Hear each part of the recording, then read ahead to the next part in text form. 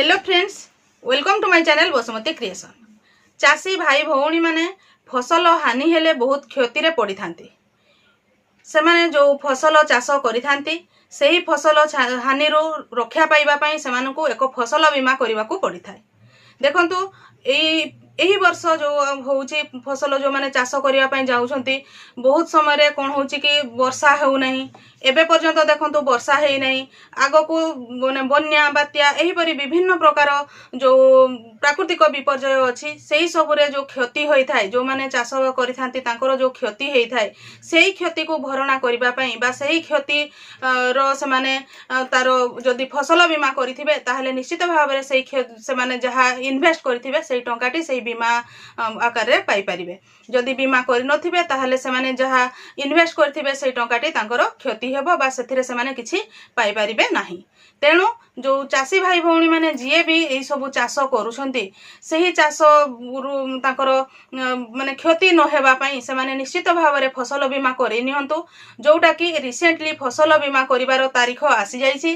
ता सहित सेही फसल बीमा करिवा पई कोन कोन सब डॉक्यूमेंट रो आवश्यकता रहिछि सेही समस्त डॉक्यूमेंट गुडी को मध्य मु एई वीडियो माध्यम रे कहिबी।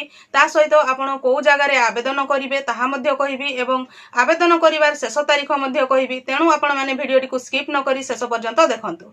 चैनल टी को प्रथम थर पई देखुतिले सब्सक्राइब कर नियंतु एवं पाखरे थिबा घंटी चिन्हटी को टिपी ऑल बटन को प्रेस कर दियंतु। ताहले आपण माने मोर आगामी वीडियो रो नोटिफिकेशन ठीक समय रे पाई परिबे। देखंतु एई फसल बीमा करिबा पई हमर मुख्यतः 6टी डॉक्यूमेंट रो आवश्यकता रही थाए। सेही 6टी डॉक्यूमेंट हेला, प्रथमटी हेला जमी पट्टा। आपण जो जमी रे चाष करूछंती सेही जमी रो पट्टा आवश्यक होई थाए। 2 नंबर आधार कार्ड। आपणकर आधार कार्ड आवश्यक होई थाए। देखंतु आपणकर आधार कार्ड रे ठीक भाबरे आपणकर डाटा रहिथिबा निहाती आवश्यक। तापरे 3 नंबर होउची बैंक जमा खातार नकल, कहले बैंक पासबुक जेरॉक्स आपण रखिथिबे। काहेकि ना जतेबेले आपण जदि फसल बीमा करिसंती आपणकर फसल हानि हेला ताहले जो बीमा राशि टंकाटी आपणकर सही बैंक खाता को आसीबो। तेणु आपण जो बैंक खाताटी देबे सही बैंक खाताटी आपणकर चालू थिबा दरकार, सेथिरे विथड्रॉ डिपॉजिट होउथिबा आवश्यक। जदि अकाउंट डेड हे जाइथिबो ताहले सही अकाउंट को बीमा राशि ठीक भाबरे आसी पारे नाही।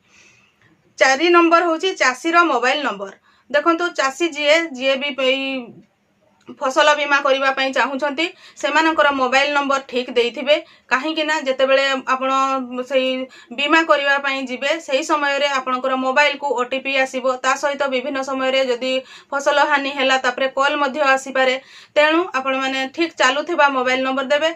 आधार रे लिंक हेइथिबा मोबाइल नंबर देले सबुठारु भलो। 5 नंबर होची बिहन बुणीथिबा प्रमाण पत्र।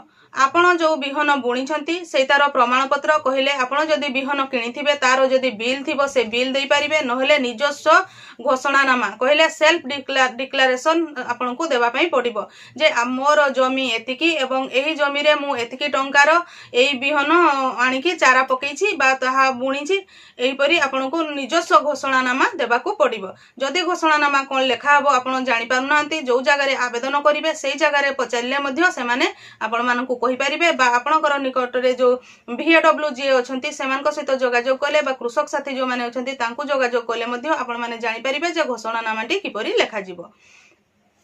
6 नंबर डॉक्यूमेंट होउची आवश्यक स्थले बीमा कंपनी कृषक ओडिशा पोर्टाल रे पंजीकृत तथ्य को व्यवहार करि पारंती।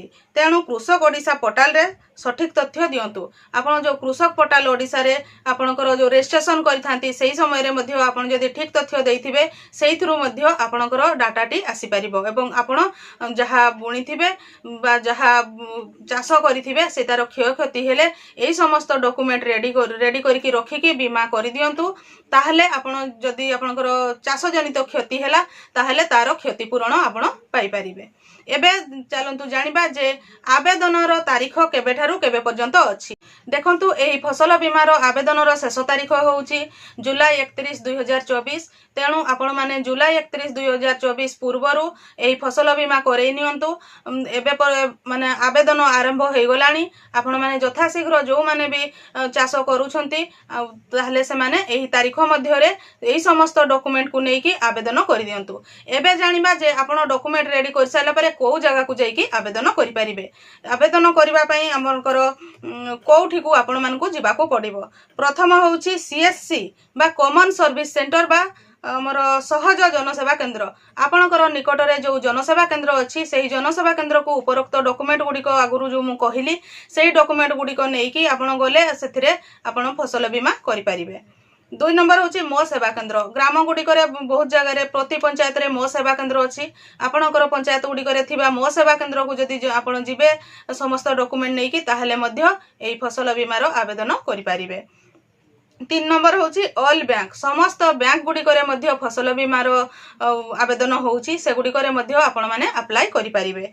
4 नंबर हूँ PSCS कहले प्राथमिक कृषि समवायी समिति। जो कृषि समवायी समिति आमर अच्छी जो गुड़ा को आम लैंप कहूँ से गुड़िक आपण मैंने आवेदन करें।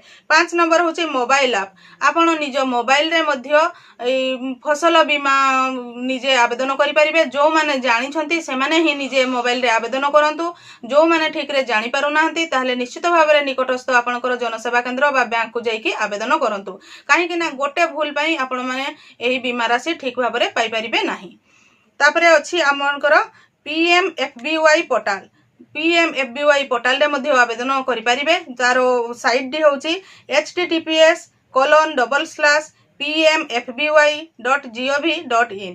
एही साइट को जाइए आप फार्मर जो आमरकर बीमा जो फसल करिसंती से फसल रो बीमा पाई आपण माने आवेदन करि परिबे।